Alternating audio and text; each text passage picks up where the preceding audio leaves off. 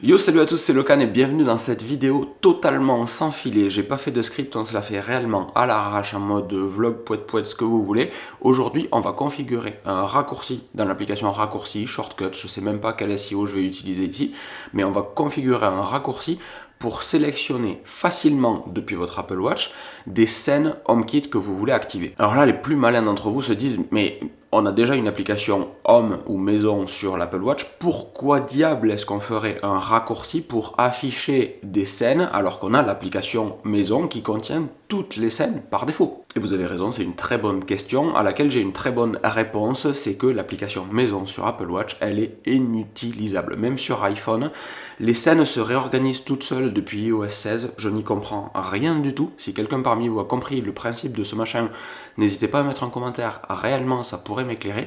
Toujours est-il que je sens la nécessité de faire un hack de cette application Maison, parce que à moins que vous ne demandiez quelque chose à Siri, c'est très compliqué de réellement bien fonctionner, de réellement être efficace avec cette application.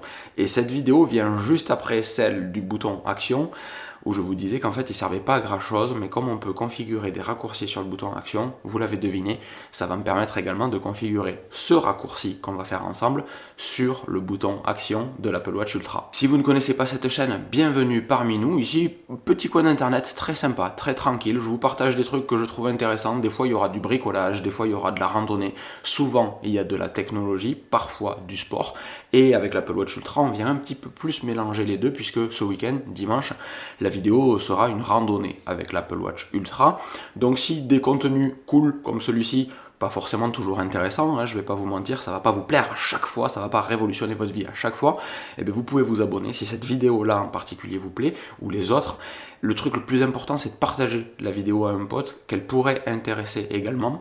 Et si vous voulez soutenir la chaîne, vous avez dans la description les liens vers le lien traqué Amazon, les liens vers mon Strava si vous voulez suivre mes activités sportives, et mon Instagram où il y a tous les behind the scenes et toutes les réflexions avant même qu'elles arrivent ici en termes de vidéos.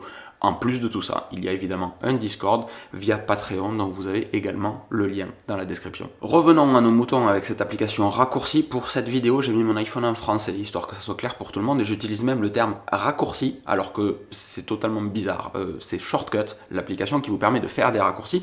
Je me décale un petit peu puisque mon iPhone apparaît. C'est beau, c'est magnifique.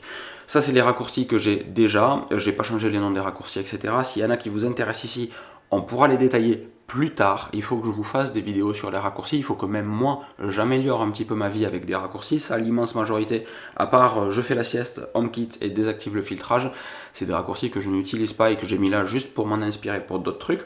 Aujourd'hui, ce que c'est que qu'est-ce qu'on va faire, c'est qu'on va configurer encore une fois un raccourci qui nous permet d'appeler des scènes, pas toutes les scènes, pas forcément, ou juste des accessoires si vous voulez, mais qui va nous permettre d'appeler certains éléments de votre maison et de votre domotique pour les activer. Ça peut juste être un raccourci pour ouvrir la porte de votre garage, vous allez voir, c'est très très simple. On vient cliquer sur le petit plus en haut et là on va choisir une action qu'on va appeler menu. Donc on vient rechercher et on tape menu et on va choisir dans le menu.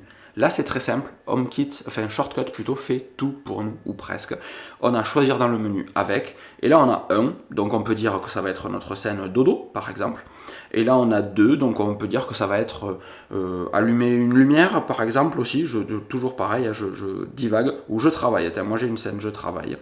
Et on fait terminer. Vous en voulez un autre, vous mettez ajouter un nouvel élément, et là vous mettez par exemple lumière salon. Je dis n'importe quoi, toujours pareil, lumière salon.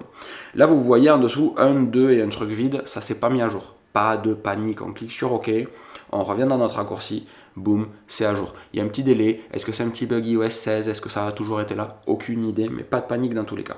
Là, qu'est-ce qu'on a? On a notre menu, donc c'est-à-dire que quand vous allez lancer le raccourci, c'est ce qu'on va vous demander. Qu'est-ce que vous voulez faire? Dodo, je travaille ou lumière salon. Bon, maintenant on veut contrôler des accessoires HomeKit, donc on vient chercher HomeKit et on a la possibilité de commander 127001, pour les geeks d'entre vous, c'est la maison, c'est ici. Donc on va dire qu'on veut commander 127001 et ce truc-là, je vais le dupliquer et je vais en amener un ici, en dessous de Dodo.